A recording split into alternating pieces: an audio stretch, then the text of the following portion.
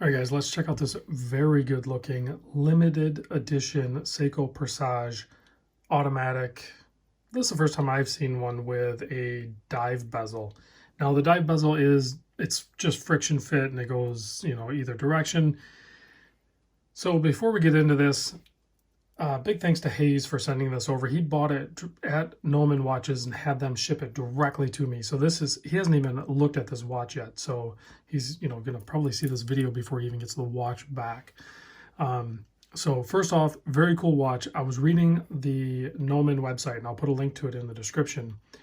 But Seiko's calling this a limited edition. They made 1,964, and they talk about in 1964 they had some watch, and it was a hand wind chronograph. I don't understand the tie to, other than they wanted to make almost 2,000 of these. I don't understand the tie. This is not a hand wind chronograph. So you can read the blurb from Noman Watches or whatever Seiko fed them, but quite frankly, when you look at this thing, I see Seiko's version of a Sinn 104.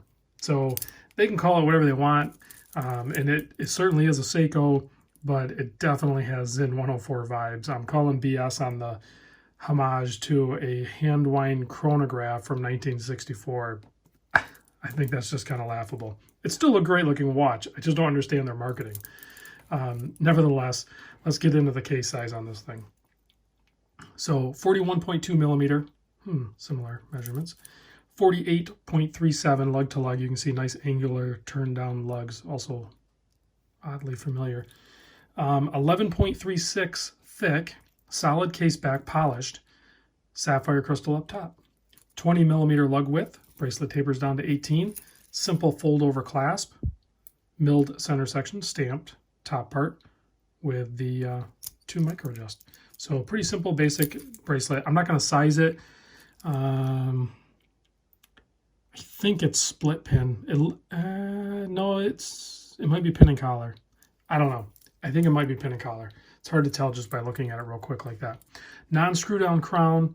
You're going to be able to wind in that first position, so it's probably 100 meter water depth. I didn't read that anywhere.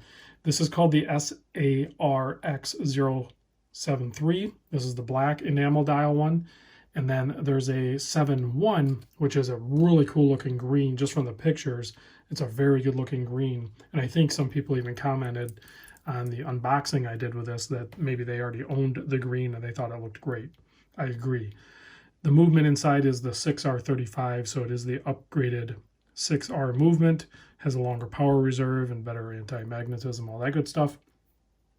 And like I said, they are limited edition to 1,964, which is actually a legitimate number from a larger company like Seiko. The only argument that you could potentially present here is, when they have 50 different limited editions, all of around 2,000 made, then it starts to lose its charm a little bit. And I get that, but I would still rather have a limited edition model or a standard one. That's just me. Oh, there it is, 10 bar. So it's 100 meter water resist, like I suspected. It's actually numbered. G-Shock, I'm talking to you. All other brands actually number your dang limited editions. Number 1185 of 1964. These are made in Japan. So I'm noticing the quality control seems like it's definitely on point. If we zoom in on this dial, you can see there is a lot of bling. There's a lot of polish. Those indices are applied, and I mean, look at the reflection that it gets off my studio lights. They're faceted and applied. There's, you got, I don't know, polished Kit Kat bars there or something. I don't know. But you got like a 3 bar up top, and then you got the 2 bars everywhere else. And they just catch the light so good. And then your loom is going to be that inner plot around that inner ring. And then, of course, your hour and minute hand.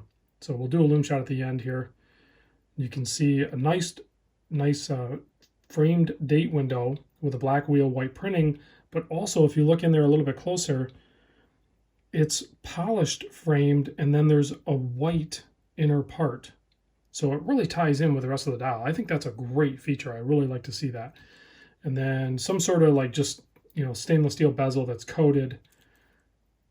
And then, like I said, it's very smooth, but it'll probably hold position fairly well. I wouldn't expect miracles out of it, but it's going to work just fine. Let's pop this on wrist And then we'll close out with a Loom Shot. And retail price on this is in yen on the sticker, on the hang tag here, 91,300. But if you go over to Nomen, which I'll put a link in the description, man, it looks and feels like a Sinn 104 on wrist with a splash of Seiko, I guess. Definitely a little more fancy looking because no Sinn 104 has applied indices and that much bling going on. So it's dressed up a little bit. I actually kind of dig that. And that handset, what do you call that? Delphine handsets. Very sharp, nicely polished handset. So I was starting to say the price on Nomen I think is $748. So $750. All right, let's kill the lights and check the loom. Again, big thanks to Hayes for sending this over. So that's a little weird at first because typically your loom plots are on the outside perimeter of your dial. These ones are on the inside, but it also kind of makes it easier to read with the handset.